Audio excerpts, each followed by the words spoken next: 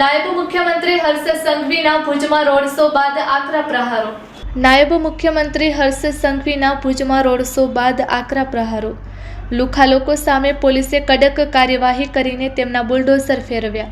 હર્ષ સંઘવીએ કહ્યું, જો કોઈ એકાદ કોંગ્રેસના ઉમેદવાર પણ જીતી ગયા તો તે મોડે સુધી નવરાત્રિ રમવા નહીં આપે. વાંધા ઊભા કરશે અને તમારા તહેવારો રોકશે અને મને ગાંધીનગરથી તેમને ઠોકવા આવવું પડશે. કચ્છના હિતમાં અને રાજ્યના વિકાસમાં મત આપવા હર્ષ સંઘવીએ લોકોને કરી અપીલ.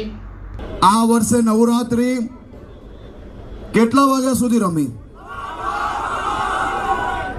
જો ભૂલ ચૂકમાં એક વોર્ડમાં કે જિલ્લા પંચાયતમાં આ ભૂલથી બી એક કોંગ્રેસીઓ જીતી ગયો ને તો એ વોર્ડમાં આખી રાત નવરાત્રી રમાડવાની મુશ્કેલ પડશે. કારણ કે એ ત્યાં આવીને મદદ કરવાની બદલે વાંધા ઊભા કરવા સિવાય કોઈ કામ નહીં કરે.